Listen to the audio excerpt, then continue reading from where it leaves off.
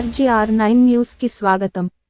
భారత ప్రభుత్వ రక్షణ శాఖకు సంబంధించినటువంటి భారత్ ఎలక్ట్రానిక్స్ సంబంధించినటువంటి బోర్డు మీటింగ్ సమావేశాలు 3వ రోజు ఈ రోజు డార్జిలింగ్ లో ముగిసినాయి.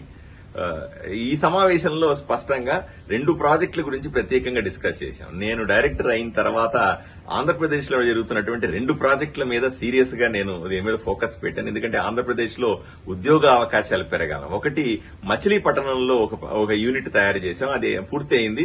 ప్రధానమంత్రి ఎప్పుడు వస్తే దాన్ని ఇనాగ్రేట్ చేయడానికి సిద్ధంగా ఉంది. అది 2 సంవత్సరాలు పూర్తి అయిపోయింది.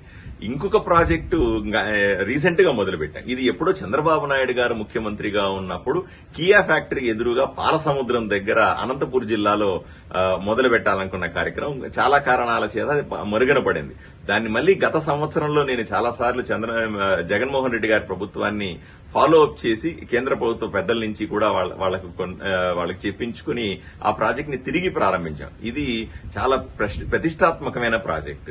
917 ఎకరాల్లో డిఫెన్స్ ఇంటిగ్రేటెడ్ కాంప్లెక్స్ అంటారు.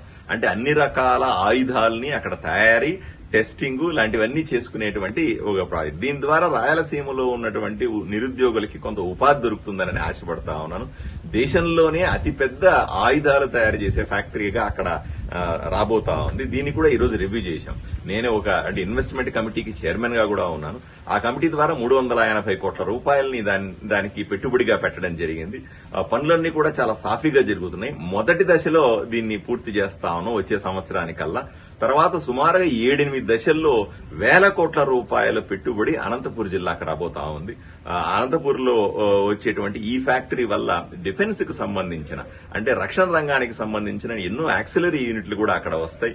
దీన్ని కూడా ఈ రోజు రివ్యూ చేయడం జరిగింది. చాలా సంతృప్తికరంగా పనులు సాగుతున్నాయన్న విషయాన్ని తెలియజేయడానికి నేను సంతోషిస్తా ఉన్నాను. ఈ 2 ప్రాజెక్టులు కూడా వస్తే ఆంధ్రప్రదేశ్ లో మనం ప్రతిష్టాత్మకంగా చేపట్టినటువంటి ఈ ప్రాజెక్టుల వల్ల నిరుద్యోగం తగ్గుతుందనే ఆశ, అదేవిధంగా దేశానికి సేవ చేస్తున్న రాష్ట్రాల్లో ఈ మన రాష్ట్రం కూడా ముందుంటుందనే ఆశపడతా ఉన్నాను.